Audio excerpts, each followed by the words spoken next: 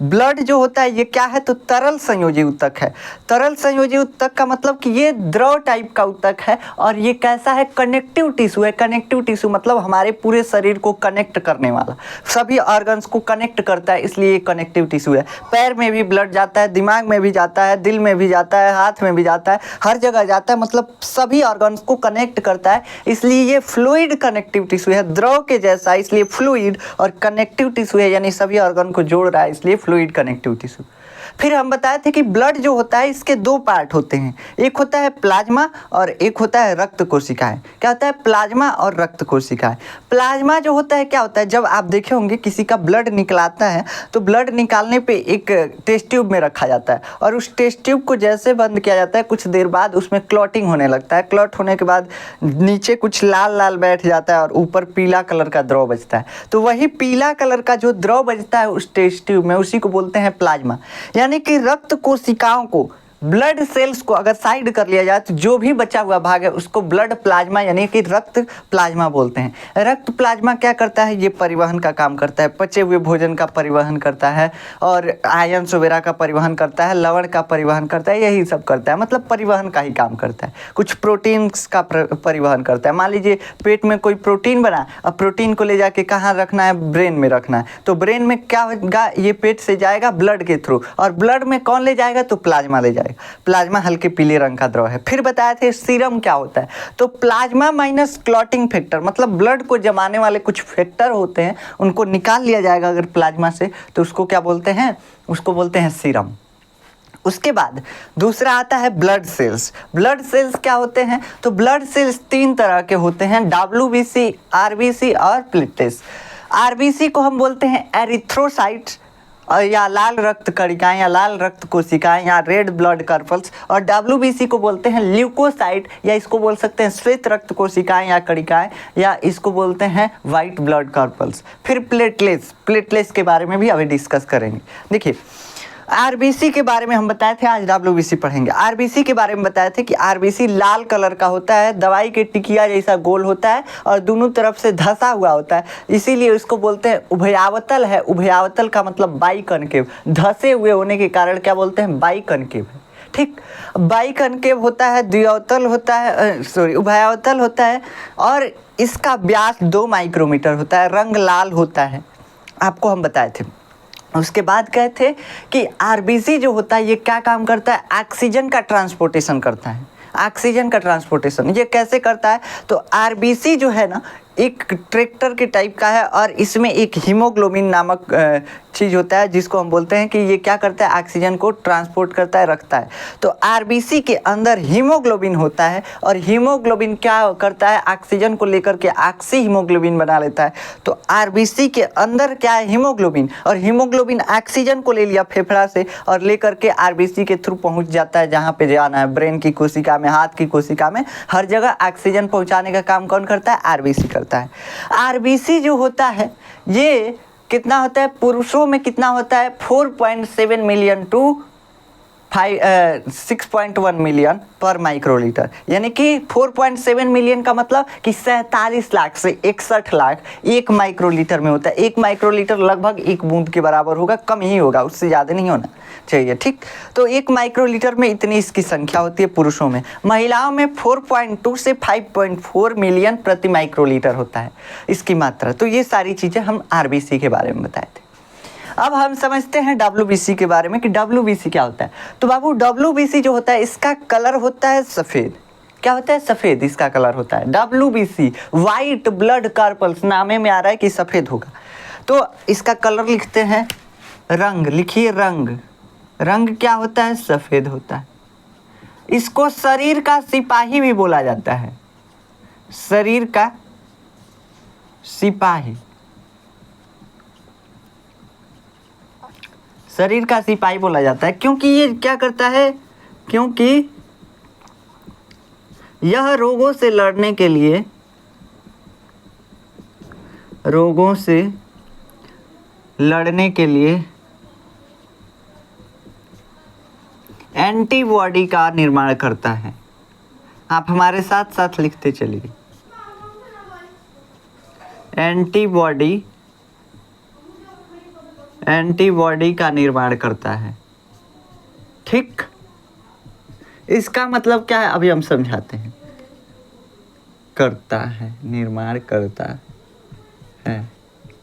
देखिए, जो WBC होता है एक तरह का कोशिका है, और ये कोशिका क्या करता है, रोगाणुओं से लड़ने के लिए एंटीबॉडी का निर्माण। अगर हमको दुश्मन से लड़ना है तो हथियार चाहिए, वही हथियार ये बनाता है WBC। हमारे शरीर में अगर मान लीजिए टाइफाइड का वायरस, टाइफाइड का बैक्टीरिया आ गया, साल्मोनेला टाइफी, तो साल्मोनेला टाइफी से कौन लड़ेगा, तो यही WBC जो है एक हथियार बनाएगा साल्मोनेला टाइफी से लड़ने के लिए। उस हथियार को क्या बोलेंगे, एंटीबॉडी। किसके अगेंस्ट, तो साल्मोनेला टाइफी के अगेंस्ट एक क्या बनाएगा, एंटीबॉडी बनाएगा। तो एंटीबॉडी क्या है, हथियार है, रोगों से लड़ने वाला हथियार है। समझ सकते हैं बस, ये क्या है, तो रोगों से लड़ने वाला हथियार एंटीबॉडी है। और ये कौन बनाता है, WBC। तो ये शरीर की रोगों से रक्षा करता है, इसलिए इसको शरीर का सिपाही यानी सैनिक भी बोला जाता है। समझ में आया। अब ये जो होता है इसमें केंद्रक होता है, हम बताए थे WBC में केंद्रक नहीं होता है। अब केंद्रक क्यों नहीं होता है WBC में, वयस्क WBC में केंद्रक नहीं होता है, इसलिए उसमें केंद्रक नहीं होता है। कहाँ से कि सॉरी, RBC के अंदर केंद्रक नहीं होता है, हम बताए थे। RBC के अंदर केंद्रक क्यों नहीं होता है, न्यूक्लियस क्यों नहीं होता है, क्योंकि उसके अंदर रहना है हीमोग्लोबिन को, और हीमोग्लोबिन को रहने के लिए पर्याप्त स्थान चाहिए, जिससे कि पर्याप्त ऑक्सीजन RBC ढो के ले जाके शरीर की कोशिकाओं को पहुंचा सके। तो इसके लिए RBC में क्या नहीं होता है, केंद्रक नहीं होता है, ताकि ज़्यादा से ज़्यादा जगह रहे, ज़्यादा से ज़्यादा ऑक्सीजन का ट्रांसपोर्टेशन हो सके। इसको क्या करना है, WBC को, ये शरीर की रोगों से रक्षा करता है, इसलिए इसके अंदर केंद्रक होगा, और इसके अंदर केंद्रक है, केंद्रक है, केंद्रक इसमें प्रेजेंट होता है। अब ये WBC जो होता है ना, ये दो तरीके का होता है। RBC कैसा था, एक ही तरीके का था, लाल लाल था, दोनों तरफ से धंसा हुआ था, 2 माइक्रोमीटर व्यास था, हमको दिखने में ऐसा दिख रहा था।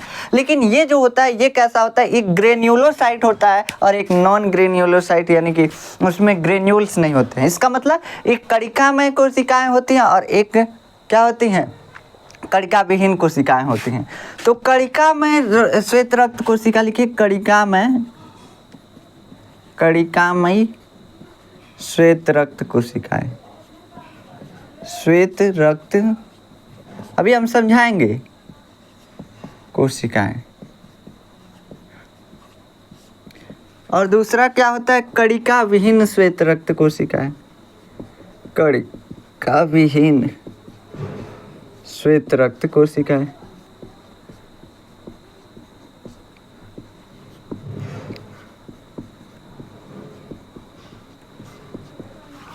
देखिए ब्लड में क्या क्या है, RBC, WBC और प्लेटलेट्स। RBC क्या काम कर रहा है, ट्रांसपोर्टेशन का काम कर रहा है। प्लाज्मा भी ट्रांसपोर्टेशन का काम कर रहा है। तो ये दो चीज़ ट्रांसपोर्टेशन, प्लाज्मा भोजन वगैरह का, आयन, प्रोटीन, हार्मोन, सब चीज़ का ट्रांसपोर्टेशन, जो लवण वगैरह है सबका ट्रांसपोर्टेशन कौन करेगा, प्लाज्मा।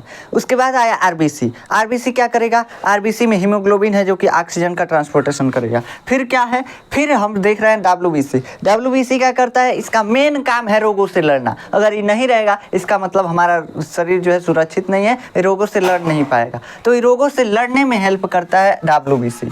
तो WBC रोगों से लड़ने में हेल्प करता है। एक होता है कणिकामय श्वेत रक्त कोशिकाएं और एक होता है कणिका विहीन श्वेत रक्त कोशिकाएं। अब कणिकामय और कणिका विहीन किस आधार पे बोलते हैं, तो देखिए जब WBC में कुछ छोटे छोटे दानेदार स्ट्रक्चर हमको दिखने लगते हैं तो उसको बोलते हैं ये कणिकामय है, इसके अंदर कण है। WBC एगो कोशिका है, कोशिका के अंदर केंद्रक होगा और कुछ कण दिखने लगते हैं, कुछ छोटे छोटे हमको दानेदार स्ट्रक्चर दिखने लगते हैं, जिसको बोलते हैं कि ये कणिकामय है। और कणिका विहीन मतलब जिसमें छोटे छोटे कण नहीं होते हैं, उसके पास कोशिकांग होते हैं। तो ग्रेन्युलोसाइट, जिसमें ग्रेन्यूल्स होंगे वो ग्रेन्युलोसाइट है। समझ में आया। और इसमें ग्रेन्यूल्स नहीं है, इसलिए कणिका विहीन श्वेत रक्त कोशिकाएं हैं। ठीक, तो ये होता है कणिकामय श्वेत रक्त कोशिकाएं और कणिका विहीन श्वेत रक्त कोशिकाएं। अब इस आधार पे इसमें दो कोशिकाएं आती हैं। कणिकामय श्वेत रक्त कोशिकाएं जो होती हैं 3 तरह की होती हैं और कणिका विहीन श्वेत रक्त कोशिकाएं कैसी होती हैं, 2 तरह की होती हैं। इसमें देखिए, इसमें कौन कौन सा होता है, तो इसमें होता है मोनोसाइट। मोनोसाइट आप नाम सुने होंगे, मोनोसाइट और ल्यूकोसाइट। क्या होता है, लिम्फोसाइट, सॉरी लिम्फोसाइट हम भी कह रहे हैं, कहाँ से ल्यूकोसाइट। ल्यूकोसाइट तो इसी को बोला जाता है, पूरे WBC को ही ल्यूकोसाइट बोला जाता है। लिम्फोसाइट। ठीक, इसके बाद क्या आता है, कणिकामयी श्वेत रक्त कोशिकाएं, जिसमें आता है न्यूट्रोफिल, इओसिनोफिल और कौन सा आता है, और आता है बेसोफिल्स। ठीक, तो आप लिखिए न्यूट्रोफिल, न्यूट्रोफिल, इओसिनोफिल, इओसिनोफिल और बेसोफिल्स, बेसोफिल। ठीक, तो ये जो है कणिकामयी श्वेत रक्त कोशिकाओं में आते हैं। इसमें इन कोशिकाओं में क्या पाए जाएंगे, थोड़े छोटे छोटे स्ट्रक्चर, दानेदार स्ट्रक्चर पाए जाएंगे, इसलिए इनको कणिकामयी श्वेत रक्त कोशिकाएं बोल रहे हैं, यानी ग्रेन्यूल्स इसमें पाए जाएंगे, इसलिए इनको कणिकामयी श्वेत रक्त कोशिकाएं बोल रहे हैं। अब ये भी क्या करेंगे, ये भी रोगों से लड़ने में ही हेल्प करेंगे। ये जो लिम्फोसाइट होता है, ये लिम्फेटिक सिस्टम का एक भाग है लिम्फोसाइट। उसमें लिम्फ नोड में ये बहुत ज़्यादा लिम्फोसाइट होते हैं जो कि रोगाणुओं से लड़ने में हेल्प करते हैं बहुत ज़्यादा। तो इसके बारे में हम आपको बताएंगे, याद रखिएगा लिम्फोसाइट को। लिम्फोसाइट कहाँ आएगा, तो लिम्फोसाइट आएगा लिम्फ परिवहन तंत्र, जो हम पढ़ेंगे लिम्फ ट्रांसपोर्ट सिस्टम, उसमें आएगा ये लिम्फोसाइट। तो ये इतने तरह की होती हैं, बस आपको अभी प्रकार के बारे में याद करना है, अलग अलग सबके काम के बारे में नहीं याद करना है। इओसिनोफिल का न्यूक्लियस जो होता है हेडफोन लाइक होता है, ये सब हमको कुछ नहीं याद करना है, ये सब क्या होता है इंटर में पढ़ा जाता है, 11th में। आपके लेवल पे बस इतना ही है कि कितने तरह की होती हैं, कौन कौन सी होती हैं, बस यही WBC है। अब एक चीज़ होता है प्लेटलेट्स, इसमें लिखे हैं आप केंद्रक होता है। एक चीज़ होता है प्लेटलेट्स, यहाँ पे हम लिखते हैं प्लेटलेट्स, रक्त प्लेटलेट्स। तीसरा क्या होता है, रक्त प्लेटलेट्स, रक्त प्लेटलेट्स, रक्त प्लेटलेट्स, इसको बोलते हैं ब्लड प्लेटलेट्स। ये क्या काम करता है, तो ये कुछ काम नहीं करता, ये बस रक्त को थक्का बनाने में हेल्प करता है। क्या करता है, रक्त को थक्का बनाने में हेल्प करता है। कैसे, देखिए ये जो है प्लेटलेट्स, ये जो है वास्तविक कोशिका नहीं है, ये कोशिका का खंड है। खंड का मतलब कोशिकाओं का टुकड़ा है। कोशिकाओं के टुकड़े को हम क्या बोलते हैं, टुकड़े को ही हम बोलते हैं ये रक्त प्लेटलेट्स। तो ये कोशिका नहीं है, ये प्लेटलेट्स जो है कोशिका नहीं है, टुकड़ा है। तो क्या लिखेंगे, ये वास्तविक कोशिकाएं नहीं है, रियल नहीं है, कोशिका ही है लेकिन रियल में नहीं है। कहाँ से कि टुकड़ा हो गया, तो ये वास्तविक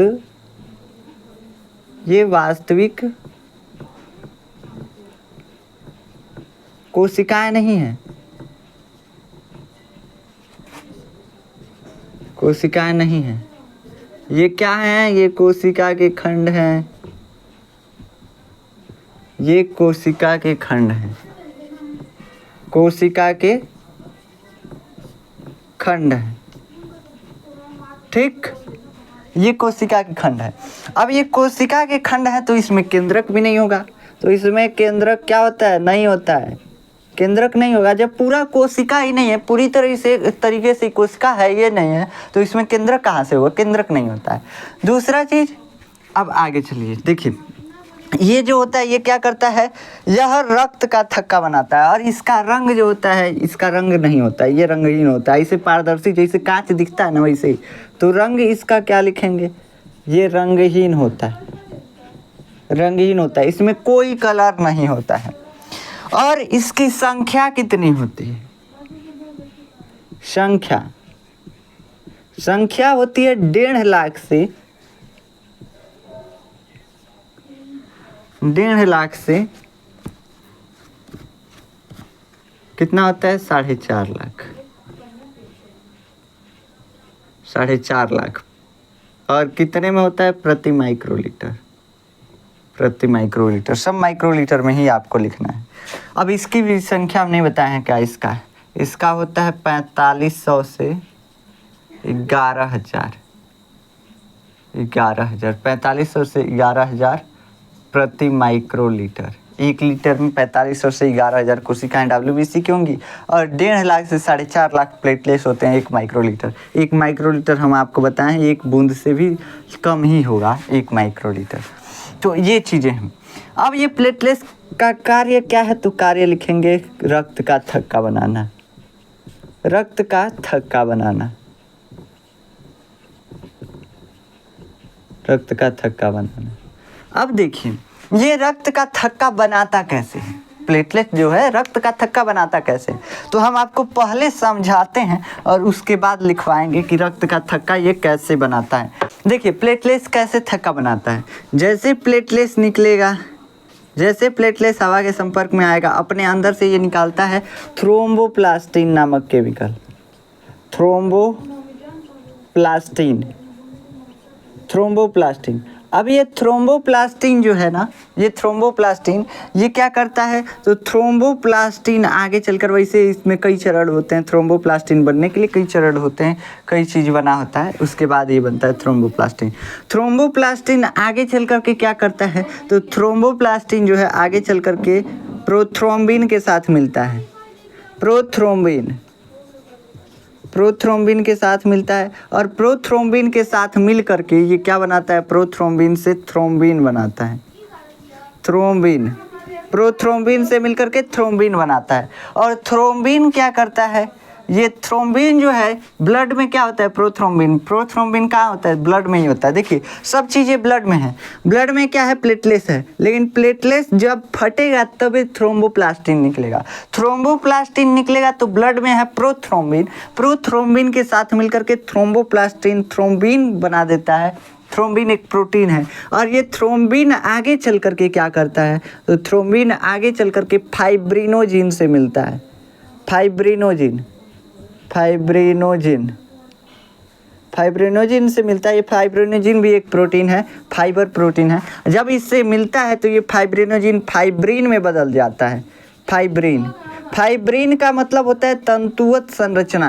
तो तंतुवत संरचना यानी धागे तरह का जाली बना लेता है। और जाली जैसे बनता है, आप मान लीजिए यहाँ पे कटा तो क्या हुआ, कटा तो पहले प्लेटलेट्स फटा तो क्या निकला, थ्रोम्बोप्लास्टिन निकल करके प्रोथ्रोम्बिन को थ्रोम्बिन में बदल देगा और थ्रोम्बिन जो है आगे चल करके फाइब्रिनोजिन बना देगा। और थ्रोम्बिन जो है आगे चल करके फाइब्रिनोजिन से मिलेगा, फाइब्रिनोजिन के साथ मिल करके और फाइब्रिनोजिन को फाइब्रिन में बदल देता है। और फाइब्रिन में बदलता है तो फाइब्रिन जो है धागे की तरह का स्ट्रक्चर है और ये धागे के लाइक स्ट्रक्चर जो है जाली बना लेता है। तो यहाँ पे क्या बन गया, जहाँ कटा हुआ था वहाँ पे बन गया जाली। अब जाली बन गया तो नीचे से ब्लड निकल रहा है, अंदर से ब्लड निकल रहा है। उसमें क्या है, तो उसमें आरबीसी है, डब्ल्यूबीसी है, बड़े बड़े प्रोटीन हैं। तो अब ये बड़े बड़े जो कण होते हैं डब्ल्यूबीसी, आरबीसी, ये जा करके इस जाली में फंस जाते हैं और इस जाली में फंस जाने के कारण अब ये जाली ब्लॉक हो जाता है। कहाँ पे ये जाली बना हुआ था, जहाँ पे कटा हुआ था, तो ये जाली ब्लॉक हो गया। अब अंदर से खून निकलना बंद हो जाता है। यही क्या बनता है, यही होता है क्लॉट। क्या बनता है, क्लॉट बनता है।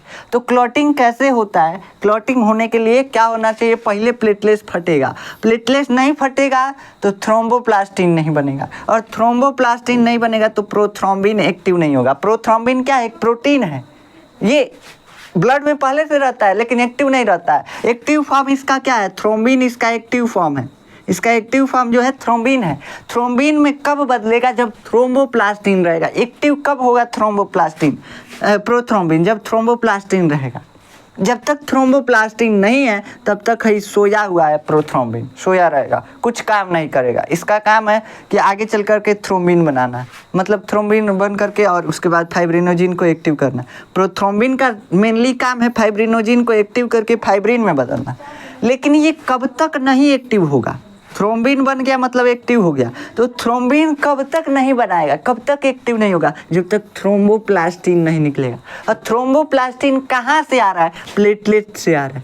प्लेटलेट्स कब फटेगा, जब ये हवा के संपर्क में आएगा, जब ये हवा के संपर्क में आएगा। तो जब ये हवा के संपर्क में आएगा तभी फटेगा, तो फटेगा तो थ्रोम्बोप्लास्टिन निकलेगा। अब कई लोगों में क्या होता है, प्लेटलेट्स की कमी हो जाती है। प्लेटलेट्स की कमी हो जाएगी, बस खून का थक्का बनना कम हो जाएगा।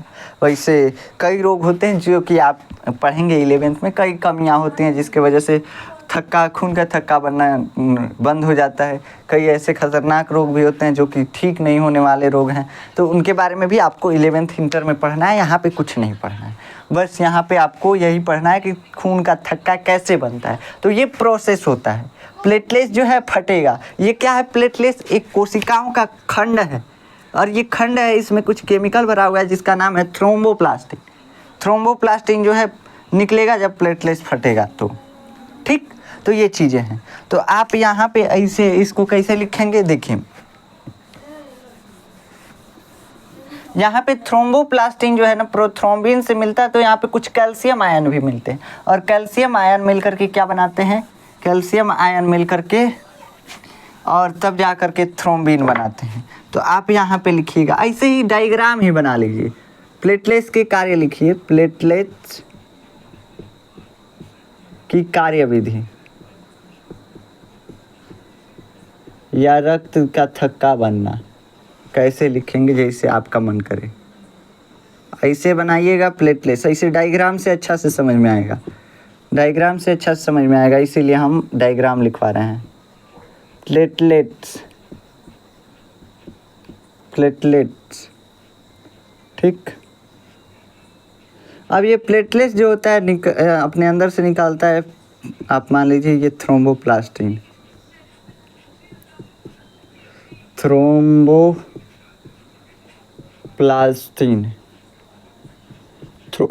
थ्रोम्बोप्लास्टिन। और ये थ्रोम्बोप्लास्टिन क्या करता है, थ्रोम्बोप्लास्टिन जो है ना, ये प्रोथ्रोम्बिन, प्रोथ्रोम्बिन जो कि ब्लड में है, ब्लड में पहले से एक प्रोटीन होता है प्रोथ्रोम्बिन,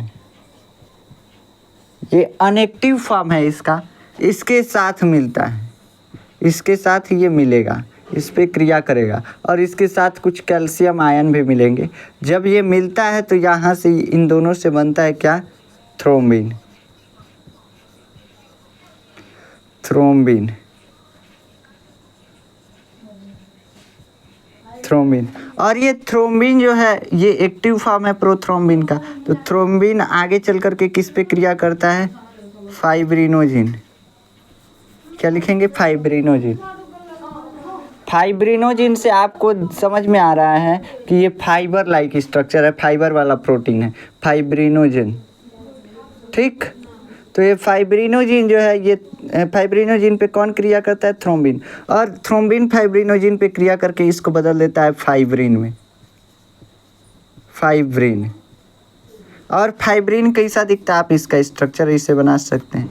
और फाइब्रिन में क्या होता है, फाइब्रिन में कुछ कोशिका आकर के फंस जाते हैं, WBC, RBC, जिससे ये जो है जाली ब्लॉक हो जाता है, ब्लॉक होने की वजह से क्लॉट बन जाता है, बस इतना ही है, ठीक। तो इसको आप डायग्राम से समझ सकते हैं, लिखने की ज़रूरत नहीं है, लिखेंगे तो ढेर लंबा पोथी बन जाएगा, और इसे डायग्राम से समझने में आसानी होगा, ठीक। ऐसे बाद में भी देखेंगे तो समझ में आएगा कि हाँ प्लेटलेट्स फटा तो क्या निकला, थ्रोम्बोप्लास्टिन। थ्रोम्बोप्लास्टिन जो है प्रोथ्रोम्बिन पे काम किया कैल्शियम आयन की उपस्थिति में, कैल्शियम आयन की उपस्थिति में जब थ्रोम्बोप्लास्टिन जो है प्रोथ्रोम्बिन पे कार्य किया तो थ्रोम्बिन बना, और थ्रोम्बिन जो है फाइब्रिनोजिन को जाकर के एक्टिव किया जो फाइब्रिन में बदल गया, यानी फाइब्रिन तंतु है, धागा लाइक स्ट्रक्चर है जो कि एक जाली बना लेता है, और उस जाली को ब्लॉक करने के लिए नीचे से ब्लड निकल रहा है, तो ब्लड में से जो कोशिकाएं हैं RBC, WBC जाली में फंस जाती हैं, जिससे वो जाली ब्लॉक हो जाता है, और यही क्लॉट का निर्माण करता है। बस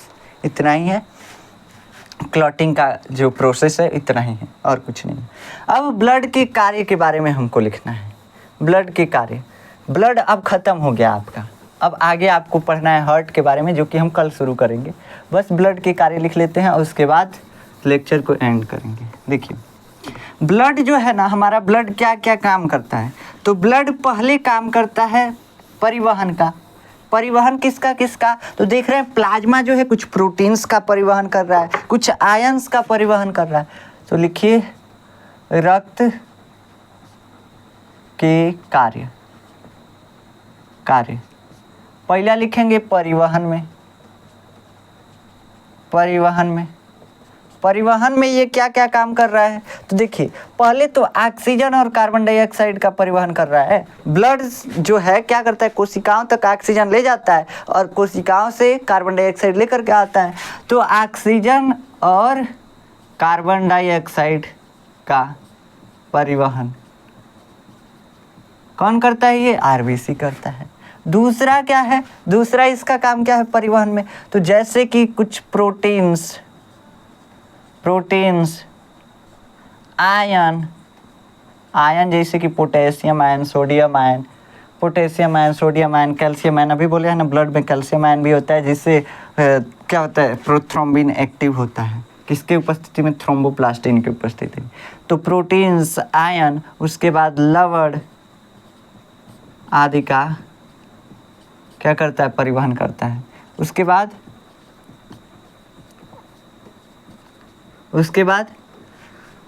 बाद भोजन का भी परिवहन करता है, पचे हुए भोजन का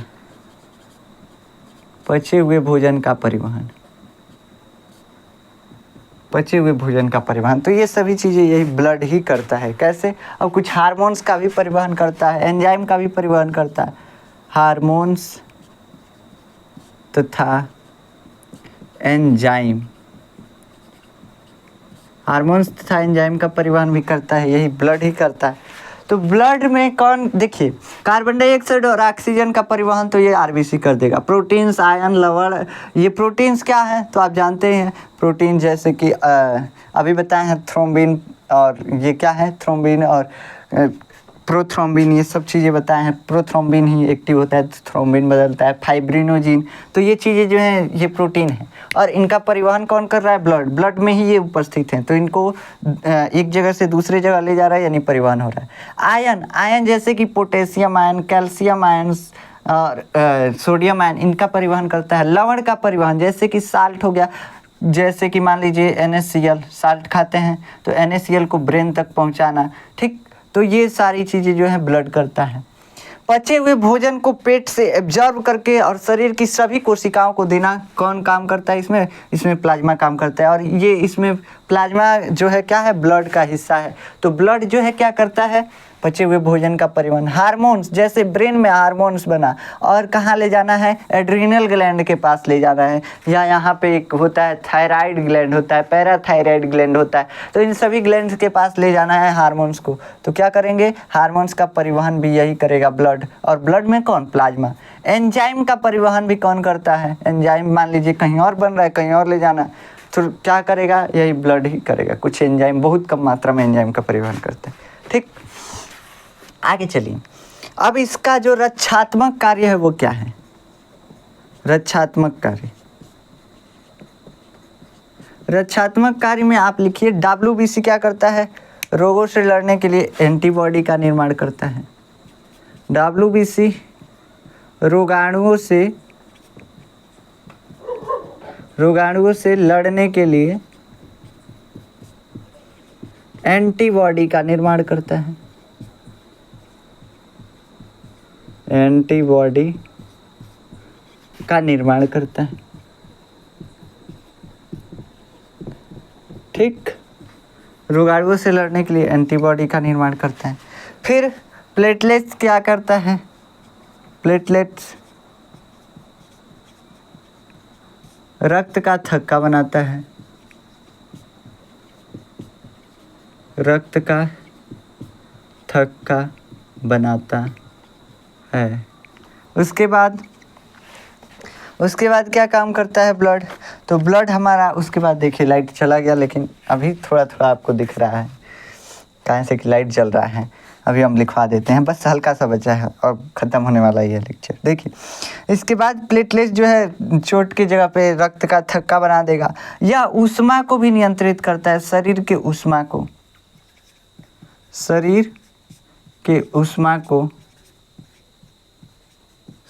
ऊष्मा को नियंत्रित करता है।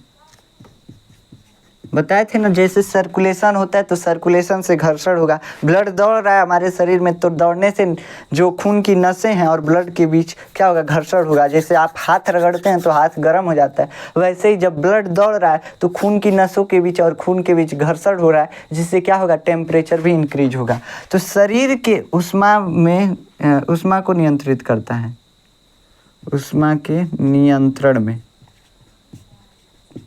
शरीर के ऊष्मा के नियंत्रण में, शरीर में जल का जो अनुपात है वो बनाए रखता है। तो शरीर में जल का नियमन, कितना क्या होना चाहिए, जल होना चाहिए। ये सब चीज़ क्या निर्धारित करता है, यही ब्लड निर्धारित करता है।